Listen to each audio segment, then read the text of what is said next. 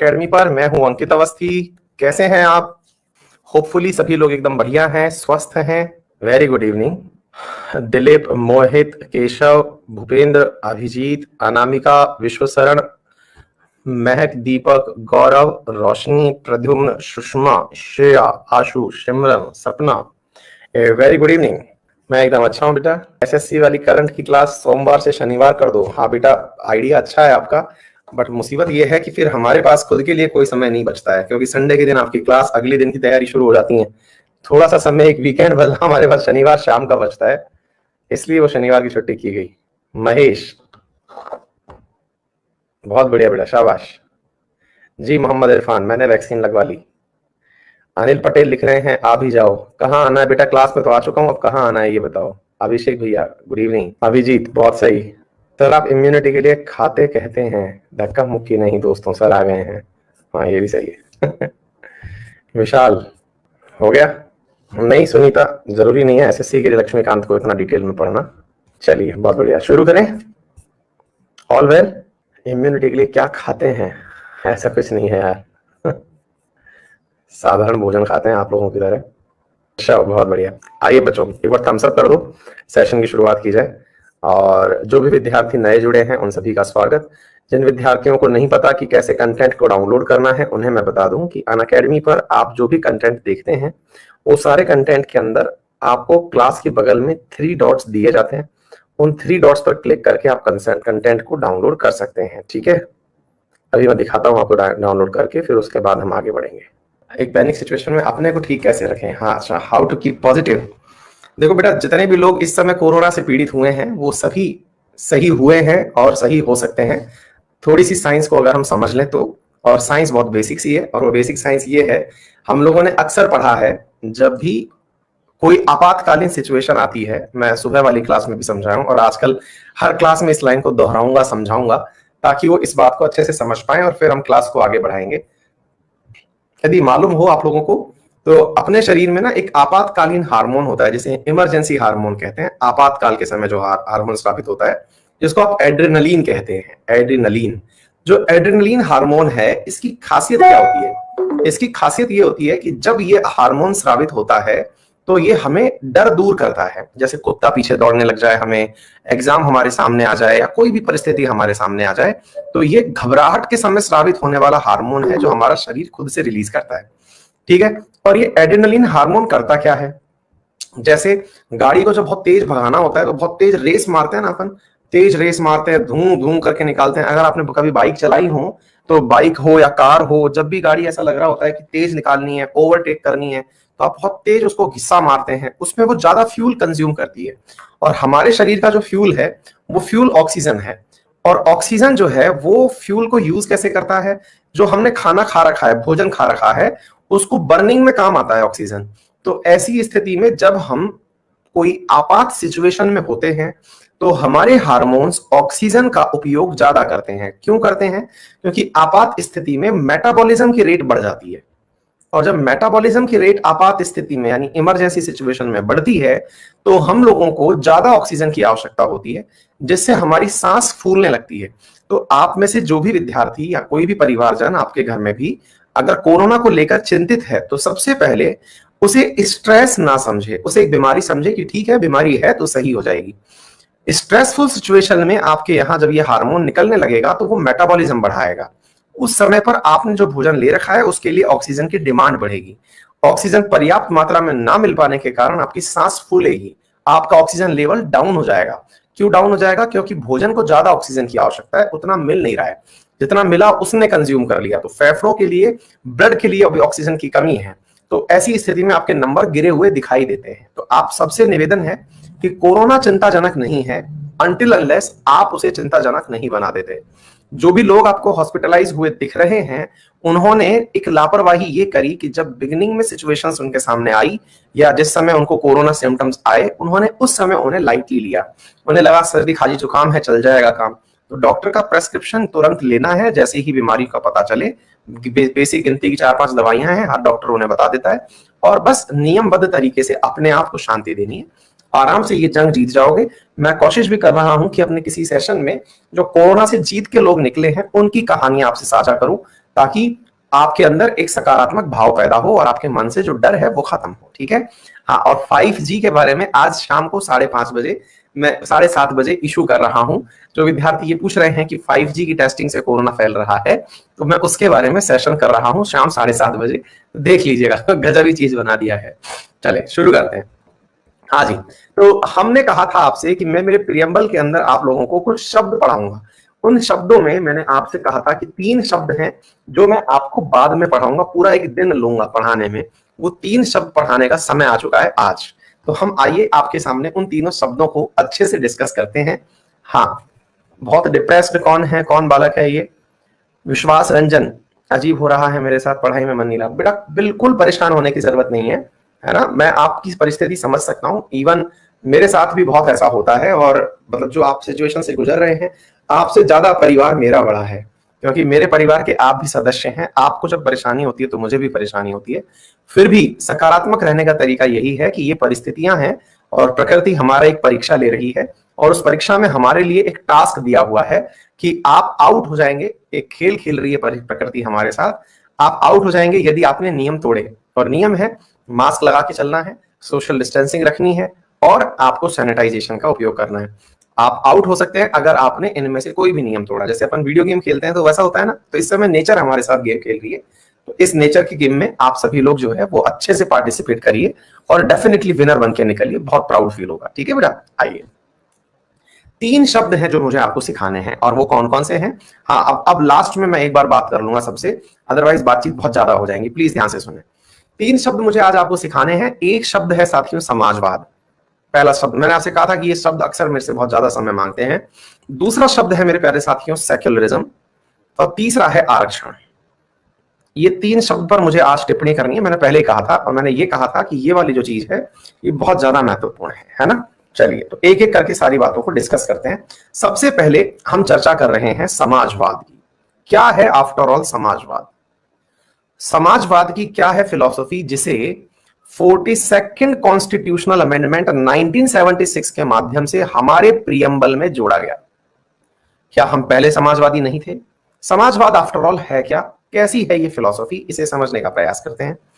दूसरा, हम समझने का प्रयास करते हैं सेक्युलरिज्म, जिसे भी बाद में जोड़ा गया था। तो हम समझने का प्रयास करेंगे कि ये सेक्युलरिज्म क्या है, और सेक्युलरिज्म के लिए जो सबसे ज्यादा जरूरी है वो आपको ये समझना है कि भारत में वाकई में धर्मनिरपेक्षता है या पंथ निरपेक्षता है। तो इन दोनों बातों को आप समझने का प्रयास करेंगे कि भारत कैसा देश है, धर्मनिरपेक्ष या पंथ निरपेक्ष। हाँ जी, तो चलिए एक एक करके सारी बातों को समझते हैं। सबसे पहला शब्द है समाजवाद। साथियों, समाजवाद जो है, इसको समझने से पूर्व मैं आपको 2 मतलब अलग अलग चीजें और दिखा रहा हूं, सिखा रहा हूं, और वो कौन कौन सी हैं? साथियों, एक चीज है समाजवाद को सीखने से पहले, उसका नाम है मेरे प्यारे साथियों पूंजीवाद, और दूसरी है साम्यवाद। 2 टर्मिनोलॉजी है, पूंजीवाद और साम्यवाद। पहले हम इन्हें सीख लेते हैं, और इन्हें सीखने के बाद हम लोग समाजवाद सीखेंगे। ठीक है। पूंजीवाद सरल रूप में कहते हैं कि पूंजीवादियों का शासन। साम्यवाद, साम्य मतलब होता है इक्विलिब्रियम। इक्विलिब्रियम मतलब इस तरह से समझिए कि अगर आप साइंस के विद्यार्थी हैं तो आपने रासायनिक साम्य पढ़ा होगा, केमिकल इक्विलिब्रियम, यानी सब इक्वल यानी सब एक जैसे, सर्वहारा, सबका बराबर, सर्वहारा शासन। ठीक है।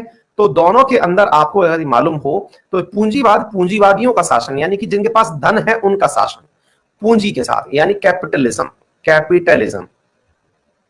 इधर कम्युनिज्म, कम्युनिस्ट की सरकार। ठीक है। अब हम इसको थोड़ा सा समझने का प्रयास करते हैं, सबका शासन कैसे होता है और पूंजीवादियों का शासन कैसे होता है। हर व्यक्ति अगर शासन करेगा, यानी हर व्यक्ति अगर मोदी जी बन गया, तो फिर देश चलाएगा कौन, पढ़ेगा कौन? तो पहले हम इस बात का मीनिंग समझते हैं साम्यवाद, और इसको समझने के लिए हम अक्सर एक विद्यार्थियों को उदाहरण पेश करते हैं। वो उदाहरण आपके सामने, प्लीज आप सबसे निवेदन है कि आप जितने भी विद्यार्थी क्लास में जब पढ़ा रहा हूं मैं, उस समय अपनी डिमांड को लेकर के सवाल जवाब कर रहे हैं, कृपया करके शांत हो जाएं, क्योंकि अल्टीमेटली मेरे मुख एक ही है। मैं रावण का अवतार नहीं हूं कि मेरे 10 सिर हो, मैं एक से अलग आंसर दे दूं, एक से पढ़ा दूं, है ना। तो आप प्लीज अपने सवालों को अब अंत में पूछ लीजिएगा, है ना, नहीं तो मुसीबत हो जाती है मेरे लिए भी थोड़ी सी ना बेटा। हाँ जी, तो पढ़ा रहा हूं तो पढ़ाते समय पढ़ा ही पाऊंगा, है ना बेटा। चलिए आइए, और एक विद्यार्थी बफर का राग अलाप दिए हैं, तो एक बार बता दीजिए क्या मैं आप सभी को सुनाई और दिखाई पड़ रहा हूं? एक बार बता दीजिए। हाँ जी, चलिए परफेक्ट है। हाँ जी, सुनते हैं। तो साथियों, अक्सर मैं विद्यार्थियों को जब ये कहानी सुनाता हूं तो मैं अपने घर का उदाहरण लेता हूं। अपने घर का उदाहरण लेता हूं और अपने घर के उदाहरण में मैं अक्सर बताता हूं कि भाई अपने घर में, अपन सबके घर में सब जगह एक ऐसा रूम होता है जहां पर टीवी लगी होती है ना? हाँ, तो हर जगह क्या होता है साथियों, एक घर होता है जहां पर टीवी टीवी लगी होती है, सबके एक टीवी रूम होता है। हाँ जी, एक विद्यार्थी है जो इंग्लिश में लिखने की मांग कर रहे हैं। बिल्कुल, तो जो विद्यार्थी इंग्लिश में लिखने की मांग कर रहे हैं उन्हें मैं बता दूं, ये अल्लाह हरीश हैं, इंग्लिश में भी करिए। बेटा पहली बात तो ये कि मैं इंग्लिश में कर रहा हूं, ये मेरी तरफ से कॉम्प्लीमेंट्री वर्क है, कंपलसरी नहीं, क्योंकि इस कोर्स को हिंदी में डिजाइन किया गया है। मैं इंग्लिश में भी कर दे रहा हूं, वो आपकी हेल्प के लिए है, मेरी मजबूरी नहीं। तो जो हो रहा है उसे तसल्ली से चलें, अपना जन्मसिद्ध अधिकार ना समझें, है ना? अच्छा, तो अब क्या होता है कि अब हम एक रूम में बैठे हुए हैं जहां टीवी लगी हुई है और उस टीवी के सामने हम सब बैठे बैठे हुए हैं। घर के बड़े बुजुर्ग जितने भी हैं, है ना, छोटे मोटे बच्चे सब बैठे हुए हैं और घर की महिलाएं भी बैठी हुई हैं, है ना, घर की महिलाएं, घर के पुरुष सब बैठे हुए हैं, आराम से टीवी देख रहे हैं। अच्छा, अब क्या हो रहा है कि अपने घर में जहां टीवी रूम है उसके बाहर किचन भी होती है, भाई ऑब्वियस सी बात है, घर है तो किचन भी होगा। तो यहां पर साहब किचन किचन के अंदर, अपनी किचन में सारा सामान बहुत बढ़िया तरीके से रखा हुआ है। जैसे क्या क्या रखा हुआ है, जैसे मान लीजिएगा कि किचन में आवश्यक भोजन के रूप में हमारे पास में कच्चा माल बोले तो आपके लिए बहुत बढ़िया से ऑयल रखा हुआ है, जो भी वेजिटेबल्स आपको चाहिए वो रखा हुआ है ना, दाल चावल चीनी, जो भी सामान आपके इस कच्चे माल में उपयोग में लिया जाता है, कच्चा माल रखा हुआ है। गैस चूल्हा रखा हुआ है, सिलेंडर मतलब बर्नर रखा हुआ है, सब चीजें हैं जो भोजन बनाने के लिए आवश्यक है। किचन में सारे मसाले बने हुए हैं, सब बढ़िया है। अब टीवी देख रहे हैं अपन, टीवी देख रहे हैं तो अब साहब देखते देखते भोजन की टेम्पटेशन हुई, है ना? मैं हर जगह देता हूं क्योंकि ये वाला एग्जांपल मेरा पेटेंट है। मैं अक्सर इस एग्जांपल को पूंजीवाद और साम्यवाद को समझाने का बेहतरीन उदाहरण मानता हूं, है ना? तो अपन सब लोग क्या कर रहे हैं, बढ़िया से टीवी देख रहे हैं और खाना देखते देखते फिर मन करता है कि कुछ इस समय चाहे खाने का कुछ भी मिल जाए, आदमी मतलब पत्थर भी चबाने को देते तो शायद वो भी चबा ले, ठीक है? तो अब इसमें क्या होता है कि इन केस आपको भूख लगी, सबको टेम्पटेशन हुई भोजन खाने की, इसमें बच्चे भी बैठे हुए हैं, घर के बुजुर्ग भी फ्रंट लाइन में बैठे हुए हैं, ये घर की युवा पीढ़ी है जो भोजन बना सकती है, महिलाएं हैं घर में। तो अब होता क्या है कि आपको भूख लगी, यहां से आप में से कोई व्यक्ति खड़ा हुआ, लेट से हमारी मैडम खड़ी होती हैं और वो खड़ी होती हैं और जाकर के भोजन बनाने के लिए किचन जाती हैं, किचन जाकर के बढ़िया से भोजन बनाती हैं, भोजन बनाती हैं, अपनी टेबल पर जो भी रखा हुआ सामान है उसका पूर्ण उपयोग करती हैं, एक बड़ा ही स्वादिष्ट व्यंजन बनाती हैं, आती हैं और यहां आकर के खाने बैठ जाती हैं। अब मैं जो हूं वो एक भूखे आदमी की तरह तलाश रहा हूं कि मैडम मुझे भी ऑफर करेंगी। सास ससुर इस इंतजार में है कि बहू थोड़ी इज्जत देगी तो पूछ ही लेगी कि माँ जी पिताजी खाना खा लो। बच्चे सोच रहे हैं कि अब मम्मी लेके आ गई है खाना तो हम खा ही लेंगे, अब तो अपना ही घर है, खा ही लेंगे। लेकिन हमारी जो मैडम है, ये चूंकि भोजन बना के लाई हैं और भोजन बना के लाई हैं, खुद से बना के लाई हैं, इन्होंने हम सबको ठेंगा दिखा दिया और कहा कि चलो बेटा खुद से बनाया है, जाओ किचन में जाओ, खाना बनाओ और खा लो। हमने अपना बनाया और खा लिया। यानी कि इन्होंने अगर भोजन बनाया और भोजन बनाते ही हमें सबको अपनी थाली से दूर भगा दिया कि चलो हो गया तुम्हारा काम, किसी को कुछ नहीं मिलेगा, अब बढ़िया से हम खाएंगे और तुम लोग तमाशे देखोगे। तो हमारे पास देखने के दो नजारे हैं, हम टीवी देखें कि थाली देखें, हमारी हालत खराब है और हम केवल इस बात से परेशान भी हो रहे हैं कि यार ये तो गलत हो गया हमारे साथ। ये व्यवस्था कहलाती है पूंजीवादी व्यवस्था। अब आप पूछेंगे ये कैसी पूंजीवादी व्यवस्था हो गई? हाँ, तो अब इससे इस चीज को समझने का प्रयास करते हैं। किधर? तो इधर देखिए साथियों, पूंजीवादी व्यवस्था कैसे हुई है? व्यवस्था ऐसे हुई कि देश में संसाधन है, देश में संसाधन है और उन संसाधन यानी रिसोर्सेज में जिसके पास कैपेसिटी है, जिसके पास कैपेसिटी है, जिसके पास टैलेंट है, जो रखना जानता है या करना जानता है, वो अपनी क्षमताओं का उपयोग करके, अपनी क्षमताओं का उपयोग करके अपना विकास कर ले। ये पूंजीवादी व्यवस्था है। इसके फायदे क्या हैं?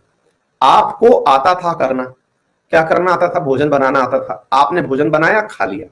लेकिन इस व्यवस्था में इन जैसे लोगों का तो राज चलता है। राज क्यों? क्योंकि ये प्राकृतिक संसाधनों का भरपूर उपयोग करते हैं। लेकिन जिन्होंने केवल बचपन से लेकर आज तक मैगी बना के खाई है, उनका क्या होगा? उनको तो ये कोई भी जगह यूज की रहेगी ही नहीं।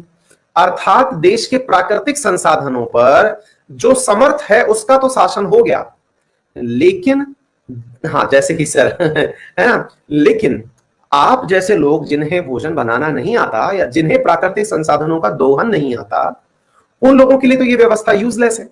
तो ऐसी व्यवस्था में जो सक्षम है, जो पैसे वाला है, जो टेक्नोलॉजी में इंटेलिजेंट है, जो पढ़ा लिखा है, वो तो ग्रो करता है, और गरीब जो है उसका कोई भी ख्याल नहीं रखता। तो हम जैसे जो गरीब बच्चे हैं उनका कोई भी ख्याल नहीं रखता कि भाई जाओ अपना अपना देखो। आ गई बात समझ में? ये हो गया मेरे प्यारे साथियों पूंजीवादी व्यवस्था। जिसके पास टैलेंट है उसने उसका भरपूर उपयोग किया, सभी को समझ में आ गया होगा। आइए दूसरी व्यवस्था सीखते हैं। अब दूसरी व्यवस्था है साथियों साम्यवादी व्यवस्था। पूंजीवादी बोले तो कैपिटलिज्म, कैपिटलिज्म। दूसरी तरफ है साम्यवादी व्यवस्था। साम्यवादी व्यवस्था के अंदर क्या हुआ, अब इसे समझते हैं। ये कम्युनिस्ट विचारधारा जिसे कहते हैं ना, कम्युनिज्म, इसमें क्या होता है। अब दूसरा उदाहरण ये है कि हमने, अब हमारी मैडम जो है ये भोजन बना के लाई और ये भोजन इन्होंने बनाया, टेबल पर रखा, खाने बैठी। हम सब की सब जितना हक से मैडम बना करके भोजन लेकर आई, उतना ही हक से हम सब लोग भी उनकी प्लेट पर पहुंच गए और जाकर के इस भोजन को हम लोगों ने उतने ही हक से खाया। कैसे भाई, हमें भी खाना है और मैडम मना नहीं कर पा रही है। बच्चे कह रहे हैं भाई हमें भी खाना है, ये कह रहे हैं साहब हमें भी खाना है। माताजी पिताजी पूर्ण हक से कि बहू हमें बिना खिलाए कैसे खाना खा सकती हो, ये लीजिए। मतलब ये हुआ कि भोजन बनाए एक, खाने के लिए सब उम्मीदवार, और वो भी हक से। एक चिल्ला रहा है मम्मी रोटी जला दी आपने, सासू माँ चिल्ला रही हैं देख कितना सारा तेल यूज कर लिया तूने, हैं। इधर ससुर जी चिल्ला रहे हैं देख रोटी ठंडी हो गई। पति देव ताना मार रहे हैं फिर वही सब्जी बना दी। मतलब ये हुआ कि एक तो भोजन बनाया और भोजन बना करके सबके अपने अपने डायलॉग सुने। आगे बात समझ में? मतलब ऐसी परिस्थिति के अंदर ये जो घर की गृहिणी है, महिला है, जिसने भोजन बनाया, ये भोजन बनाना प्रेफर करेगी या फिर इसका मन खराब हो जाएगा? मन खराब हो जाएगा, बेकार लगेगा कि यार ये क्या चल रहा है। ये साम्यवादी विचारधारा है। साम्यवादी का मतलब क्या हुआ कि करे एक और भरे सब। मतलब भोजन किया, बनाया एक ने, अधिकार लेने सब पहुंच गए, अधिकार लेने सब पहुंच गए। ऐसी परिस्थिति में क्या हुआ, हम तो कह देते हैं कि परिवार की विचारधारा है, हम तो कह देते हैं कि घर के जितने भी परिवार, हिंदुस्तान के जितने भी परिवार हैं, इसी विचारधारा के कारण फल फूल रहे हैं। लेकिन वास्तविकता में ऐसा है नहीं ना जी। ऐसा हुआ क्या, ऐसा हुआ ये कि जो घर की गृहिणी है वो थोड़े दिन बाद इतनी बोर हो जाती है अपने काम से कि वो कुछ भी क्रिएटिव नहीं करती। आपने अपनी मम्मी को अब तक अगर कोई भी ताना मारा हो, आपका जो सबसे प्रिय ताना होगा हर बच्चे का, मैंने भी मारा है, आपने भी मारा है, हम एक ही ताना मारते हैं अपनी मम्मी को, फिर वही सब्जी बना दी। मतलब रोज यही है ना, फिर वही, भले ही वो रेगुलर नहीं बन रही है लेकिन बस फिर वही। रीजन, क्योंकि हमने उन्हें क्रिएटिव होने का मौका ही नहीं छोड़ा। क्यों? क्योंकि उन्हें पता है कि मैं कुछ भी क्रिएटिव करूंगी इन सबको चट कर जाना है। उनके अंदर, अच्छा होटल पे ऐसा क्यों हो रहा है, होटल पे जिसके पास पैसा है वो जाके खा रहा है, आपको बढ़िया माल खाना है, पैसे दो और खाओ। मम्मी जो काम कर रही हैं वो बिल्कुल सेल्फलेस सर्विस है, उनमें उनको कुछ भी नहीं मिलने वाला, वो आपको पनीर मिलवा दें, बना दें। तो ऐसा कभी नहीं होगा कि आप कह देंगे कि मम्मी सुबह का बना दिया आपने, बहुत बढ़िया, अब शाम का खाना मत बनाना, शाम का हम बना के खा लेंगे। ऐसा हम कभी नहीं करते, ना कभी हम उनकी छुट्टी करते, ना उनको कभी हम आराम देने की बात सोचते। हम लोग खुद सैटरडे संडे ऑफ लेना जानते हैं, हम संडे को ऑफ करना जानते हैं, लेकिन कभी अपनी माँ को ऑफ देना नहीं जानते, हमारी डिक्शनरी में ही नहीं है। हमने जब से उन्हें माँ कहा है तब से हमने समझ लिया कि वो ग्रांटेड हमारी नौकर है, और फिर ताने भी हमारे सारे वही सुनती हैं, है कि नहीं? घर की गृहिणियों के साथ यही तो होता है। तो साम्यवाद के अंदर क्या होता है ना जी, साम्यवाद में सबसे ज्यादा वो व्यक्ति पिसता है जो काम करता है। रुला दिया? नहीं बेटा, सच्चाई है। मतलब हम लोग जिसको सबसे ज्यादा ग्रांटेड लेते हैं ना, वो हमारी माँ है, और हम अपनी माँ के प्रति बिल्कुल भी सिंपैथेटिक नहीं होते। हम जितना रूड अपनी माँ से बात करते हैं, इतना रूड अगर किसी दिन बीवी से जब शादी हो जाए बात करके देखना, 2 चप्पल मारेगी और सेट होकर देगी आपको कि बेटा मम्मी के बेटे मत बने रहो, अब बाहर निकलो, अब हम तुम्हारी मां नहीं है। समझे? मतलब मुद्दा ये अपने दोस्तों से जिन्हें आप खुद लोग बनाते हैं, अपनी मेहनत से बनाते हैं, कभी उनसे इतना रूड होकर के बात करके देखना जितना आप अपनी मां से होते हैं। उनकी वो सेल्फलेस सर्विस का कभी भी हम मूल्य नहीं चुका पाते, है ना। और उस चीज के अंदर हम ये समझते हैं मम्मी हमारे लिए कुछ भी बना दे, आप त्योहार वाले दिन 10 मीनू भी बना दे, आप शाम को उनसे उतना ही एक्सपेक्ट करते हो, कभी इस चीज का क्रेडिट नहीं देते। आप में से आपके पापा जो है ना, वो 5 दिन जॉब करके आएंगे, सैटरडे संडे वो फैल करके चद्दर की तरह बेड पर लेट जाएंगे, है ना। वो ये समझेगी कि मैंने तो मेरा काम कर दिया। तो भैया आपने काम कर दिया तो एक दिन माता जी का भी होना चाहिए ना वीक में, जिस दिन वो भी चद्दर पे फैल कर लेट सकेंगे, हाँ भैया अपना काम हो गया, आज तुम लोग काम संभालो, है ना। तो ये खैर परिवार की चीजें हैं, डिस्कस करने वाला मुद्दा नहीं है, लेकिन सोचना जरूर चाहिए। साम्यवाद का सबसे बड़ा कारण यही है। साम्यवाद में सबसे बड़ा मुद्दा यह है कि जो भी संसाधन थे उन पर सबका अधिकार हो गया, दैट इज सर्वहारा। ऐसी स्थिति में क्रिएटिविटी को जगह नहीं मिलती। क्रिएटिविटी को जगह नहीं मिलती का मतलब यह हुआ कि जैसे आपको एक जैसा भोजन खाने को रोजाना मिल रहा है, वैसे ही साम्यवाद में होता है कि जो भी टैलेंटेड आदमी है वो काम करना ही नहीं चाहता। वो टैलेंटेड आदमी जो है वो काम करना ही नहीं चाहता। क्यों नहीं करना चाहता? वो इसलिए नहीं करना चाहता कि यार मैं करूंगा, मेरा क्रेडिट इसको मिलना है। जैसे सरकारी ऑफिस में होता है, जैसे सरकारी ऑफिस में होता है। सरकारी ऑफिस में क्या होता है? सरकारी ऑफिस में सिस्टम सिंपल सा होता है, आप कितने भी पढ़े लिखे, देखिए इंडिया का सबसे टैलेंटेड व्यक्ति एक सरकारी ऑफिस में जाता है। मतलब सरकारी नौकरी में जब इतने सारे बच्चे परीक्षा देते हैं तो सेलेक्ट होकर के वहां पहुंचता है, जो आप में से इतने सारे बच्चों में से सेलेक्ट होकर पहुंचता है। लेकिन वो एक दीवार पर पड़ी हुई पीक के निशान को भी हटवाने के लिए ऑर्डर नहीं देता। बहुत बढ़िया स्मिता, बहुत बढ़िया बेटा, शाबाश। अगर दीवार पर कहीं गया और दीवार पर पीक पड़ी हुई है, किसी ने थूक रखा है, वो उसको भी हटाने का आदेश नहीं देता। एक पंखा है, जिस रूम में वो बैठा हुआ है वो बहुत दिन से चर चर चर चर चर चर चर चर चल रहा है, वो उसको बदलवाएगा ही नहीं। उसके कमरे में गंदा कलर हो रखा है, उसकी कुर्सी टूटी अवस्था में पड़ी है, टेबल व्यवस्थित नहीं है, उसमें मुश्किल से अगर उसका घर रहा होता तो 10,000 रुपए में वो सारा काम चमका जाता, लेकिन वो नहीं करवाएगा। क्यों नहीं करवाएगा? साम्यवाद। क्योंकि सरकारी कल्चर में दिक्कत यह है कि ये मैं कर दिया तो इसका लाभ मुझे ही थोड़ी मिलेगा, कल को कोई और बाबू आके बैठ जाएगा, मैं कहां कहां लगाऊंगा 10,000 10,000। पान इसने थूक दिया, मैंने हटवा भी दिया, तो मुझे क्या मिल जाएगा? तो जो सरकारी सिस्टम है, प्राइवेट वर्सेस सरकारी में क्या अंतर है? प्राइवेट में आपको क्रेडिट मिलते हैं, पूंजीवाद में आपको क्रेडिट मिलते हैं, साम्यवाद में आपको क्रेडिट नहीं मिलते। सरकारी व्यवस्थाएं क्या है? सरकारी व्यवस्थाएं साम्यवादी व्यवस्थाएं हैं, जहां पे टैलेंट की कद्र नहीं है। टैलेंट की कद्र क्यों नहीं है? क्योंकि टैलेंटेड आदमी ने अगर कुछ भी सुधार दिया तो उसको 6 महीने बाद तो ट्रांसफर हो ही जाना है और वापस उसको वहां आना नहीं है, तो फिर वो क्यों पैसा खर्च करे? और इसी आधार पर सबसे गंदी स्थिति में भारत के सरकारी कार्यालय होते हैं। आज मैं एक ऐसी मतलब बहुत सारे मेरे दोस्त प्रशासक हैं, उनके साथ कई बार जाने आने का मौका मिलता है। तो मैं एक दिन देख रहा था, कोई ऐसा ही एक विवादित स्थान था जिस पर जेसीबी का इंतजार हो रहा था, है ना, जेसीबी का इंतजार हो रहा था। और वहां पर मैं देख रहा हूं कि कम से कम 50 प्रशासनिक लोग खड़े हुए हैं, पुलिस वाले खड़े हुए हैं, एडमिनिस्ट्रेशन खड़ा हुआ है, और एक जेसीबी का इंतजार हो रहा है जो 500 से 1000 रुपए घंटे में आ जाती है। और इंतजार करते करते 3 घंटे हो चुके हैं कि जेसीबी आएगी तब इस विवादित स्थान को हटाएगी। मैं वहां पर पहुंचा उनके साथ, मेरे मित्र के साथ, वो वहां पे थे। मैंने उनसे निवेदन किया, मैंने कहा यार ये जेसीबी आप मंगा दो, इतना देर से 50 लोग खड़ा हुआ है इस इंतजार में, तो जेसीबी को आप मंगवा दो, इसमें क्या जा रहा है? तो उनका अगला ही आंसर था जिससे मैं भी कन्विंस हो गया। तो अंकित भाई एक बात बता, हम ऐसे कितने ही जगह जेसीबी मंगवाएंगे, अपनी जेब से कितना पैसा खर्च करेंगे? मैंने कहा ये लो, इनके पास अगला आर्ग्यूमेंट तैयार है। अगर हम ऐसे मंगाने लग गए तो दिन भर में हम 50 जगह जाते हैं, हमारी तनख्वाह तो चैरिटी में चली जाएगी। मैंने कहा ये बात सही। मैंने कहा बिल्कुल साम्यवादी विचारधारा है ये तो। आ गई बात समझ में? ये तो बिल्कुल साम्यवादी विचारधारा है। साम्यवाद में यही होता है। आ गई बात समझ में? साम्यवाद में जो भी टैलेंटेड आदमी है वो क्या चाहता है? ना मैं नहीं करूं यार, क्या मतलब निकलेगा?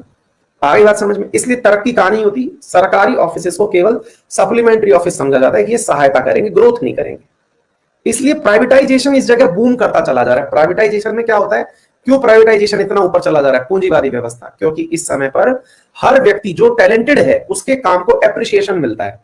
आज मैं अनअकैडमी पर पढ़ा रहा हूं, मैं जितना अच्छा पढ़ाऊंगा, मैं जितना अच्छा मेरे लिए मतलब जितना मैं कंटेंट बढ़िया डिलीवर करूंगा, कंपनी मेरे हर एक चीज को ध्यान रखती है, उस हिसाब से मुझे ग्रोथ देती है, मेरी सैलरी बढ़ाती है, तो मैं और अच्छा करता चला जा रहा हूं। आज आप देख लो कि अनअकैडमी पर लगभग ज्यादा नहीं कम से कम 100 से अधिक आईएएस और पीसीएस ऑफिसर्स हैं जो क्लास पढ़ा रहे हैं जॉब छोड़ के। क्यों भाई? क्योंकि उनको टैलेंट होने के साथ साथ एडमायरेशन भी मिल रहा है, उनको प्रशंसा भी मिल रही है और धन भी मिल रहा है। आ गई बात समझ में? तो ये चीजें हैं जो आपको समझनी चाहिए। अब तीसरी बात होती है समाजवाद क्या है। फिर सर समाजवाद क्या है ये बताइए सर। अब ये बहुत बड़ा सवाल है। तो अब इस स्थिति में क्या होता है साथियों, आपने इसको फेल होते देख लिया, आपके मन से खुद से पता चल गया कि ये चीज तो यार फेलियर है। क्यों? क्योंकि दुनिया में जो साम्यवाद का प्रवर्तक था, जिसने साम्यवाद को पहली बार प्रमोट किया, वो रशिया था। रशिया ने अपना परिणति यूएसएसआर के विघटन के रूप में देखी। सोवियत रूस हुआ करता था जो साम्यवाद का प्रवर्तक था, वो 1991 में अपनी विचारधाराओं के कारण टूट गया 15 देशों में। मतलब इतना बुरा हाल हो गया उसका कि टूट करके हर देश कैपिटलिस्ट कंट्री बन गया। आगे बात समझ में? 15 देशों में टूटा, सबने कहा नहीं चाहिए हमें। चाइना पे भी आ रहा हूं, चिंता मत करो, सारी बातें सिखाऊंगा, ठीक है ना। पहला देश यूएसएसआर, जिसने ये सारा काम किया। अब सवाल बनता है कि सर एक बात बताइए, अब एक बात बताइए, पूंजीवाद का मामला क्या है। मैंने कहा पूंजीवाद जैसे अमेरिका। मतलब क्या हुआ? बोले इसके अंदर जो भी टैलेंटेड आदमी है वो अपना धन कमा रहा है, बढ़िया से खूब ग्रोथ कर रहा है। चाहे आप अमेरिका उठा लें या यूरोपियन देश उठा लें, ब्रिटेन उठा लें, कोई सा भी, उन्होंने तरक्की इसलिए करी क्योंकि उनके पास सारी की सारी वो सुविधाएं थी और तरक्की करते चले गए। अच्छा, अब तीसरी परिस्थिति, और तीसरी परिस्थिति क्या है? समाजवादी विचारधारा। अब जरा सोच के देखो इस बारे में कि हमारी मैडम ने जब भोजन बनाया, ठीक है, उन्होंने भोजन बनाया, उनको यह कहा गया कि आपको जो भोजन बनाना है ना किचन में से बढ़िया से बना लो, कोई दिक्कत नहीं है, आपको जो बना के खाना है खा लो। आप एक काम करना, जब किचन में से भोजन बना रही हो तो इस भोजन का 1/5 हिस्सा यानी 20% हिस्सा ये इस बॉक्स में रख देना। एक बॉक्स है उसमें रख देना। बोले अच्छा क्यों? बोले बस रख देना। आप इस बॉक्स में रख जाओगे 20% हिस्से को, तो अब आप आसानी से जाके भोजन खाओ, आपसे कोई नहीं मांगेगा। क्या आपको मेरी बात समझ में आ रही है? अब आराम से भोजन करिए बैठ करके, आपसे कोई भी भोजन नहीं मांगेगा। जिनको ये बात समझ में आ गई हो, इशारे समझ में आ गए हो, थम्स अप करना। आ गई बात समझ में? फिर आप पूछेंगे कि सर ये जो 20% का बॉक्स रखवाया आपने, ये क्या था? टैक्स था? कर था? अच्छा, तो सर फिर एक बात बताइए, इस टैक्स का उपयोग क्या होगा? मैंने कहा मतलब? अरे सर करेंगे क्या इस टैक्स का? आप इस 20% का करेंगे क्या? मैंने कहा इस 20% का, इस 20% का मैं आप लोगों में बंटवारा कर दूंगा। गरीबों को इतना परसेंट, बुजुर्गों को इतना परसेंट, बच्चों को इतना परसेंट, और जो मेरे जैसे धरती पे बोझ हैं इनको इतना परसेंट मैं डिस्ट्रीब्यूट कर दूंगा। बोले आप कौन? मैंने कहा मैं सरकार। बोले आप कौन? मैं सरकार। बोले अच्छा, आप जैसे लोगों को सरकार डिस्ट्रीब्यूट कर देगी? जी हां। आ गई बात समझ में? तो भोजन की कहानी समझ में आ गई। बट सर एक बात बताओ, मैडम तो अकेली 80% यूज कर ले गई, फिर ये 20% में इसमें इनका क्या होगा? हाँ ये तो सही बात है। तो बेटा बात यह है कि यहां पर जितने भी जो 80% करने वाले लोग हैं वो बहुत ज्यादा हैं। मतलब एक परिवार के अंदर बहुत सारे लोग ऐसे हैं। अब जैसे मैं मेरे परिवार के अंदर बताऊं, कुल 6 सदस्य हैं इंक्लूडिंग बच्चा पार्टी, उनमें से 4 लोग टैक्स देते हैं। मैं, मेरी वाइफ, मेरी मां, मेरे पापा सब टैक्स पे करते हैं। अधिकांश जो घर हैं उनमें 2 लोग तो टैक्स दे ही रहे हैं अगर 6 का परिवार है तो इस तरह से क्या हुआ? इस तरह से वो टैक्सेशन उपयोग में बहुतों के आ गया। क्या आपको मेरी बात समझ में आ गई? बात को, मुद्दे को समझने का प्रयास करिए जो मैं समझाने का प्रयास कर रहा हूं। ये जो तीसरी चीज मैंने आपको बताई है, यही समाजवाद है। तो समाजवादी विचारधारा क्या है? तो एक प्रकार से यूं समझिए आप कि ये पूंजीवाद और साम्यवाद उसका मिक्सचर है। बोलो, डन हो गया?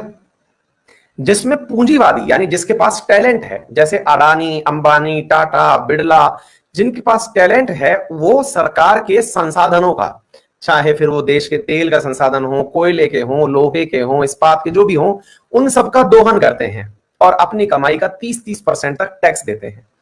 वो टैक्स देते हैं और उस टैक्स की वजह से सरकार जो है वो लोगों को फ्री इंजेक्शन लगवा रही है, लोगों के लिए फ्री स्कूल्स डेवलप करवा रही है, इस प्रकार की व्यवस्थाएं जो सेना के लिए जरूरी हैं वो वेपन्स खरीद रही है, कम्युनिकेशन का सिस्टम डेवलप कर रही है, एयरपोर्ट्स का विकास कर रही है, ब्रिजेस का निर्माण कर रही है। ये सारे कार्य देश के लिए किए जा रहे हैं। आ गई बात समझ में? फिर आप सवाल पूछेंगे तो सर एक बात बताइए, तो यूएसएसआर ने फिर क्या अपनाया? जो यूएसएसआर था उसका विघटन हुआ, हमने तो ये चीज अपना ली, तो ये व्यवस्था थी किसकी? समाजवादी व्यवस्था। असल में ये व्यवस्था कहीं से ओरिजिन रखती ही नहीं है, क्योंकि कभी भी जो पूंजीवादी देश थे वो वास्तविकता में पूरे पूंजीवादी बने ही नहीं। मतलब क्यों? अमेरिका में मेरे प्यारे साथियों, ये पैसे वालों से तो खूब ज्यादा काम करवाते हैं, लेकिन सरकार पैसे वालों से टैक्स वसूल करके बहुत सारे लोगों को फ्री रोजगार, फ्री स्वास्थ्य, फ्री एजुकेशन जैसी व्यवस्थाएं उपलब्ध करवाती है। यानी कि अमेरिका भी अब पूरी तरह कैपिटलिस्ट कंट्री नहीं है। अब आप में से कई लोग पूछेंगे कि सर फिर तो कोई भी दुनिया का देश पूरी तरह कैपिटलिस्ट हुआ ही नहीं, जहां पर किसी अन्य को तड़पते हुए छोड़ दिया हो और किसी एक ने अपना घर भर लिया हो। बिल्कुल सही कह रहे हैं। अब जो होता है वो परसेंटेज के आधार पर होता है। परसेंटेज बोले तो पूंजीवाद कैरेक्टर ज्यादा है कि साम्यवाद कैरेक्टर ज्यादा है, बस इतना। हो तो सभी देश साम्य समाजवादी रहे हैं। यानी कि इस आधार पर अब हम कहते हैं राइट और लेफ्ट, कि हाँ भाई आप राइट साइड झुके हुए हो कि लेफ्ट साइड झुके हुए हो तो सभी समाजवादी है। तो अमेरिका भी अब समाजवादी, लेकिन उसमें ज्यादा लोग खुद से कमाने वाले हैं, सरकार पर डिपेंडेंट कम है। सरकार पर डिपेंडेंट कम है। अधिकांश जो मेजॉरिटी ऑफ द पॉपुलेशन है वो खुद सेल्फ रिलायंट है, आत्मनिर्भर है। वो सरकार के द्वारा 2 रुपए किलो गेहूं, 1 रुपए किलो चावल में नहीं काम कर रही है। वो सरकार के द्वारा मनरेगा मजदूरी का इंतजार नहीं कर रही है। वो सरकार से आयुष्मान भारत का इंतजार नहीं कर रही है। आज इस क्लास में अधिकांश बच्चे जो बैठे हुए हैं, शायद ही उनमें से कोई 1 रुपए किलो गेहूं लेने के लिए लाइन में जाता होगा। शायद उनमें से कोई ही व्यक्ति ऐसा होगा जो मनरेगा में मजदूरी करता होगा। क्यों? क्योंकि अल्टीमेटली क्या है, वो इस तरह के परिवार से बिलोंग कर रहे हैं जहां पर वो खुद से समर्थ हैं। जब ऐसे लोगों की संख्या बढ़ने लगती है तो कंट्री ऑटोमेटिक पूंजीवाद प्रभावी हो जाता है, क्योंकि ऐसी स्थिति में जो लोग हैं उनके देश में सरकार को जिनकी केयर करनी है वो लोग कम हैं। आ गई बात समझ में? अब रिवर्स चलते हैं, साम्यवादी की तरफ चलते हैं साथियों। साम्यवादी में क्या है, अब उसकी बात समझ लीजिएगा। क्या सर अभी कोई देश प्रॉपर तरीके से साम्यवादी है? अब देखिए, बहुत बार डिबेट उठती है कि चाइना ऐसा है।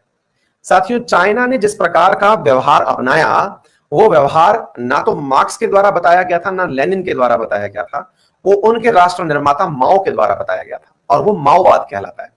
माओवाद बहुत सख्त साम्यवाद है। सख्त साम्यवाद का मतलब यह है कि सरकारें जो हैं वो जो भी लोग कैलिबर वाले हैं उनको टारगेट दे दे करके काम करवाएंगी। भाई साम्यवाद फेल कहां मारता है? साम्यवाद फेल तब मारता है जब किसी के अंदर कुछ करने का पोटेंशियल ना बचे। अब मान लीजिए कि सरकारी ऑफिसेज को अगर काम पर करवाना हो, सरकारी कर्मचारी जिस दिन आप बन जाएं और आपको मैं कहूं कि काम करना है, आपको काम पर ले जाने का मेरा तरीका सबसे बेस्ट क्या हो सकता है? मैं आपको टारगेट दूं। टारगेट कैसे दूं? कि आपको इस महीने की तनख्वाह तभी मिलेगी जब आप अपने जॉब के अलावा 5 एडिशनल ऐसे काम करेंगे जिसमें कि ये लगे कि हां ये काम आपने हट के किया। टारगेट दे दिए जाएं। जैसे जैसे हमारे राजस्थान में टीचर्स को टारगेट दे दिए गए, जो गवर्नमेंट टीचर्स है ना, स्कूल वाले, उनको टारगेट दे दिया गया कि 12th में इतना % रिजल्ट नहीं आया अगर आपकी स्कूल से, तो हम आपकी सैलरी का इतना % काट लेंगे। आ गई बात समझ में? गवर्नमेंट टीचर्स की बात बता रहा हूं, 12th में इतना परसेंट नहीं आया तो सो कॉज नोटिस दे देंगे आपकी, उसके अंदर हम एक लाइन खींच देंगे। तो अब बताओ आप, तो मोटिवेशन दिया जा सकता है ना बेस्ट आइडिया। ऐसा काम जो है वो चाइना करवाता है। चाइना क्या करवाता है, तुमको साम्यवादी विचारधारा, कैपिटलिस्ट विचारधारा की ही परवरिश करते हुए चलना है, लेकिन टारगेट है इतना काम करना ही है, इस काम को करने के बाद ही तुम्हारी जो नियत तनख्वाह है वो मिलेगी। इसलिए वहां की सरकार सबसे ज्यादा प्रभावी है, इसलिए वहां की सरकार सबसे ज्यादा प्रभावी है। सरकार ने अगर कहीं कोई कंपनी बना दी, इसलिए वहां की जो हुआवे है उसको भी सरकारी कंपनी तो कहा जाता है कि ये सरकारी कंपनी है। सरकारी कंपनी क्यों कहा जाता है, क्योंकि उस सरकार ने टारगेट दे दिया कि इतने दाम में ये चीज बना के देनी है। अब चाहे तुम 8 घंटे काम करो, 10 घंटे काम करो। आ गई बात समझ में बेटा, सब चीज के प्लस माइनस है। तो भारत ने जो अपनाया वो बीच का रास्ता था। ना तो हमने एक्सट्रीम पूंजीवाद अपनाया, ना हमने एक्सट्रीम समाज साम्यवाद अपनाया जो यूएसएसआर के पास हुआ करता था, ना हमने चाइना की फिलॉसफी अपनाई, हम अपना ही राग अलाप दिए, दैट इज समाजवाद। उम्मीद है आप लोगों को समाजवाद समझ में आ गया होगा।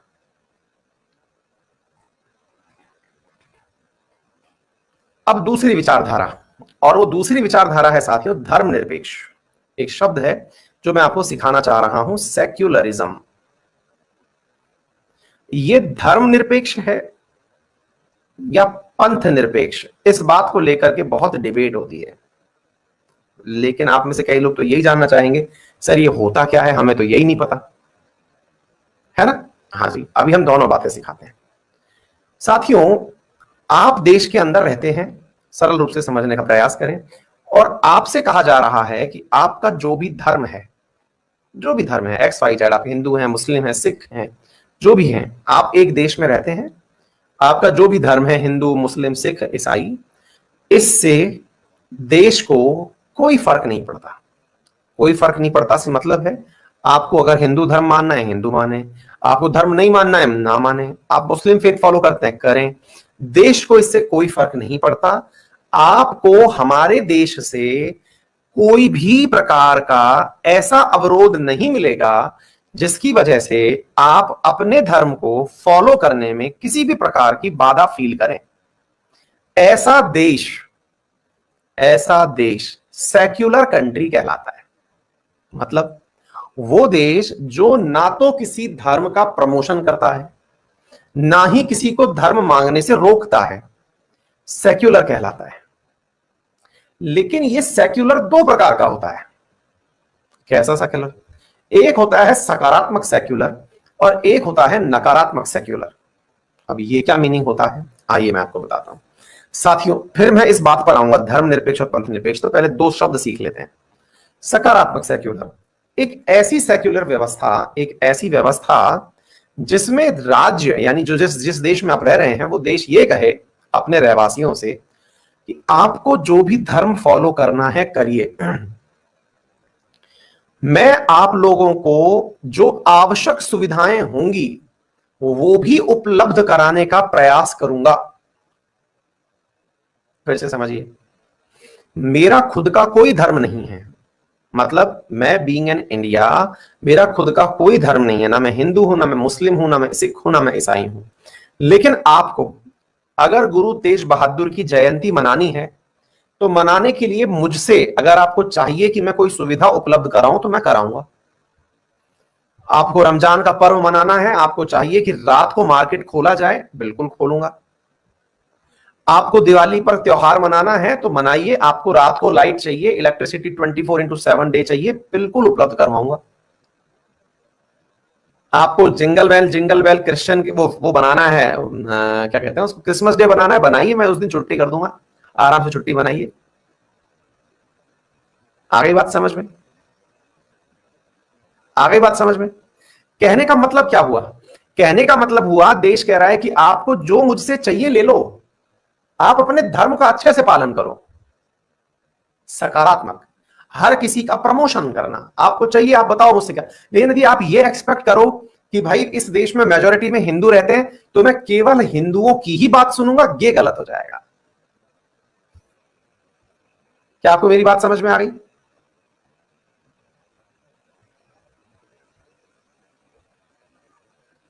मनीष बेटा नहीं पता है अभी क्या था, है ना? आई बात समझ में आप लोगों को मेरी? मैंने क्या कहा आपसे? बोले अगर आपको यह लगता है कि इस देश में मेजोरिटी में हिंदू रहते हैं तो हिंदुओं को ही सुना जाए, ऐसा नहीं होगा। इस देश में सब लोग रहते हैं, सबका ख्याल रखा जाएगा।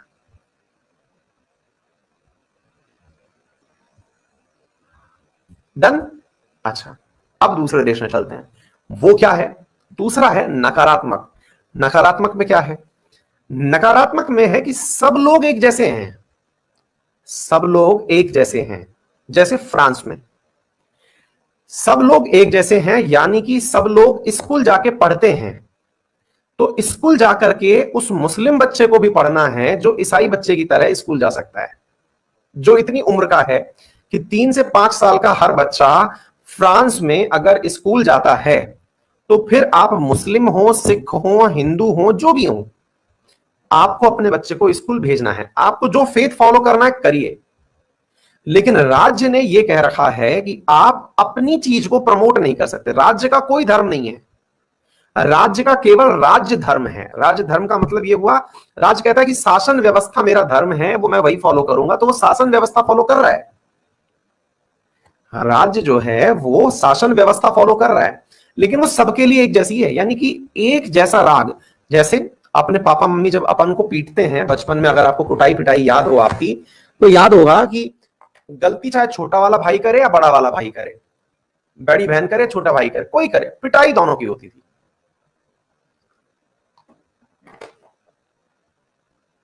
वहां ये नहीं सोचा जाता था कि बड़ा कौन है छोटा कौन है। अभी भी हो जाती है, बिल्कुल कोई फर्क नहीं पड़ता, सब बराबर होते हैं। मतलब वो एक प्रकार का ऐसा सेक्युलरिज्म है जिसमें कि इस बात का मतलब ही नहीं रखा जाता कि ये छोटा है तो इसको कम पिटाई बने ना। फिर ऐसे में बड़े को बहुत फायदा होता है, वो तो बड़ा है तो झेल सकता है, छोटे को बेचारे को नुकसान होता है। क्यों? क्योंकि वो तो अभी छोटा है, उसको 4 लप्पड़ खाने की आदत ही नहीं है, लेकिन 4 उसके भी पड़ गए, है कि नहीं? और पापा जो है वो न्याय कर दिए। अब ये न्याय समझ में नहीं आता। किसको समझ में नहीं आता? छोटे को समझ में नहीं आता, बड़े को तो बहुत अच्छा लगता है। मतलब समझ रहे हैं? मेजॉरिटी को तो अच्छा लगता है, माइनॉरिटी को इसमें इनसिक्योरिटी आती है, जैसा फ्रांस में हो रहा है। आपने तो न्याय बराबर कर दिया, आपने तो न्याय बराबर कर दिया, लेकिन उस देश में जो माइनॉरिटी में है उसको आपका न्याय पसंद नहीं आया, क्योंकि आपका न्याय समानता पर आधारित नहीं है। आपने मेरे लिए सोचा ही नहीं, फिर आपने मेरे लिए सोचा ही नहीं ना कि मुझे मेरी क्या रिक्वायरमेंट है। भाई मेरे धर्म के लिए आवश्यक है कि मेरा बच्चा मदरसा में जाकर के एजुकेशन ले। आपने कह दिया कि नहीं, मदरसा में जाएगा ही नहीं, वो इंग्लिश मीडियम स्कूल में पढ़ेगा। तो ये तो आप उनकी फिलॉसफी फॉलो करवा रहे हैं। तो सरकार बोल रही है नहीं नहीं, मेरी फिलॉसफी है ये, पापा का न्याय। आ गई बात समझ में? बोलिए। बुर्का बैन कर दिया कि भाई इस पूरे देश के अंदर कोई भी व्यक्ति मुंह ढक के नहीं चलता, तो आप भी नहीं चलेगा। तो बोलिए, बात समझ में आ गया? तो ये हो गया नकारात्मक ये सेक्युलरिज्म। अब सवाल बनता है सर इसकी हिंदी, सेक्युलरिज्म तो अंग्रेजी शब्द है, हिंदी क्या है? हिंदी इंडिया के अंदर बहुत ज्यादा परेशान करती है, क्योंकि हिंदी के अंदर कुछ किताबें लिखती हैं धर्मनिरपेक्ष, कुछ किताबें लिखती हैं पंथ निरपेक्ष। मतलब हमारे देश के अंदर जो देश है वो कहता है कि भाई मैं किसी को धर्म के आधार पर सेपरेट नहीं करता, यानी मेरे यहां पर कोई भी व्यक्ति धर्म के आधार पर अलग नहीं है। आप हिंदू हो, मुस्लिम हो, सिख हो, ईसाई हो, आपको जो भी करना है, राज्य जो है वो आपके लिए व्यवस्था करेगा। राज्य आपके लिए व्यवस्था करेगा से मतलब हुआ कि राज्य को आपको जो सुविधाएं चाहिए देंगे। आपको हज यात्रा पर जाना है, आपके लिए अलग से बुकिंग की व्यवस्था हम करवाएंगे। आपको कैलाश मानसरोवर यात्रा पर जाना है, आपके लिए बातचीत हम करेंगे। आपको क्या पाकिस्तान जाना है, आपको वो कौन सा कॉरिडोर बना है अभी, वो ननकारा साहिब साला कौन सा है वो, भूल गया, मिस कर गया, करतारपुरा कॉरिडोर जो बना है, बोले आपके लिए कॉरिडोर की बात हम करेंगे, हम बना करके देंगे आपको जहां जाना है। आ गई बात समझ में? सरकार कह रही है कि आप बताओ आपको क्या चाहिए, आपको आपका रिलीजन फॉलो करने के लिए जो चाहिए हम देंगे। तो फिर सवाल बनता है कि सर फिर हमने धर्म निरपेक्षता और पंथ निरपेक्षता में कंफ्यूजन क्यों किया? हाँ, अब ये मैं बताता हूं। कंफ्यूजन यूं है कि हमारी जो वास्तविकता में व्याख्या है ना धर्म की, धर्म की व्याख्या है ध्रुव धातु से। ध्रुव, ध्रुव जो है ऐसे लिखा जाता है, हिंदी वाले थोड़ा जानते होंगे इसको। तो ध्रुव धातु कहती है जिसे धारण किया जा सके। धारण किया जा सके का मतलब हुआ मेरा धर्म है शिक्षक धर्म, शिक्षक धर्म है मेरा। मेरा धर्म क्या है कि मैं आपको अच्छे से शिक्षा दूं। आपका धर्म है छात्र धर्म, कि आप जब पढ़ रहे हो तो केवल पढ़ रहे हो, बाकी चीजें ना करें।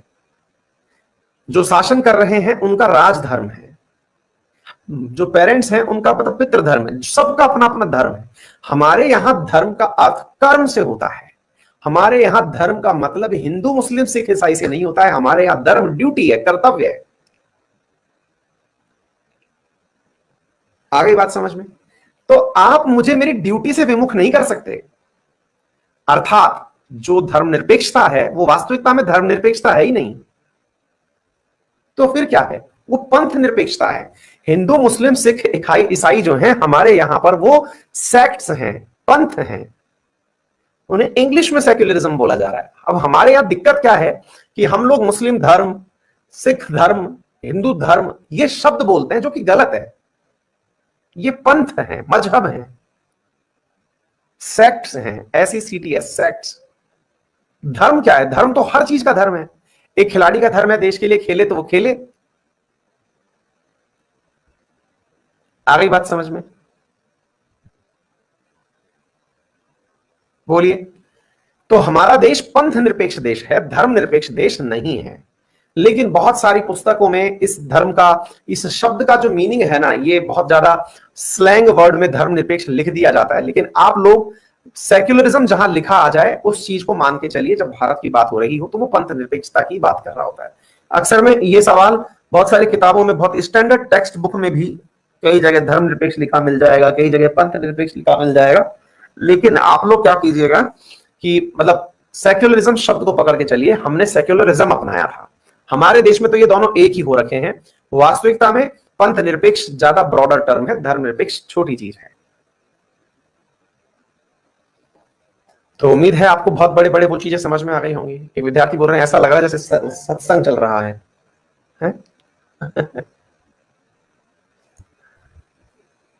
एक विद्यार्थी लिख रहे हैं, कुंवर जी मैं पिछले 3 महीने से आपके रिकॉर्डेड क्लास अटेंड करता हूं, लाइव नहीं आ पाता। आज आपके स्पेशल थैंक्स करने आया हूं, ब्लेस फील करता हूं आपसे पढ़ के। थैंक यू बेटा कुंवर, बहुत बढ़िया, थैंक यू सो मच यार।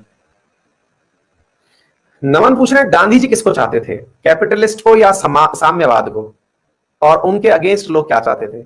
नमन थोड़ा बड़ा सवाल है लेकिन सीख लो, आपने सही जगह पे पूछ लिया। बेटा गांधी जी ट्रस्टीशिप चाहते थे, ट्रस्टीशिप। वो एक नई विचारधारा लेके आए थे टॉल्स्टॉय से प्रभावित होकर। वो एक नई विचारधारा लेके आए थे जिसे ट्रस्टीशिप की विचारधारा कहते हैं। ट्रस्टीशिप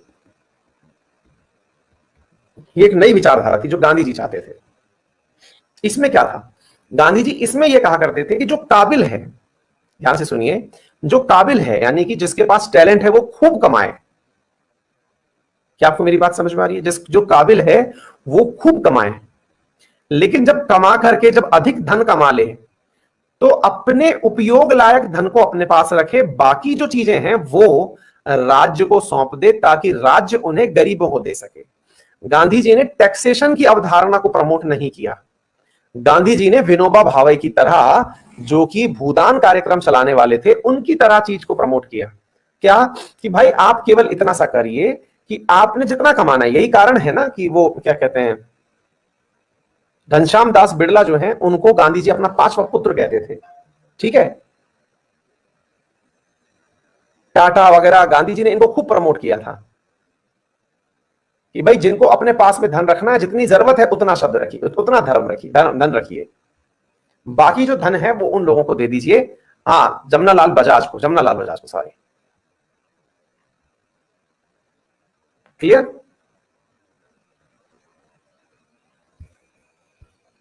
ठीक है, दिल खुश हो गया बहुतों का तो आज है।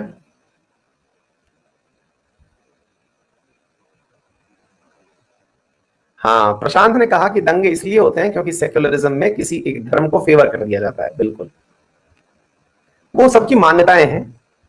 चलिए फिलहाल के लिए इतना ही, क्योंकि ज्यादा रिसर्च हो जाएगी तो फिर ज्यादा दिक्कत हो जाएगी। ठीक है, अब थोड़ा गाड़ी जो है वो कल से स्पीड पकड़ेगी। ये दो शब्द हैं जिनको समझाने में मैं ज्यादा टाइम लेता हूं, और आरक्षण को मैं मूल अधिकार के साथ सिखाऊंगा। क्योंकि पॉलिटी जब शुरू होती है ना, तो पॉलिटी में कुछ बातें ऐसी होती हैं जिन्हें सीखना बहुत ज्यादा जरूरी होता है। जब हम उन्हें सीख लेते हैं तब पढ़ना बहुत आसान हो जाता है। कल से गाड़ी जो है वो स्पीड गियर ले लेगी। ये 3-4 दिन में हर क्लास के अंदर शुरुआत में फाउंडेशन डे के अंदर खाता ही हूं, क्योंकि ये कंसेप्ट बिल्डिंग वाले होते हैं। ठीक है, चलिए, thank you so much. Cause I've been living life right like I could just die any minute. Going for a ride down the side, PCA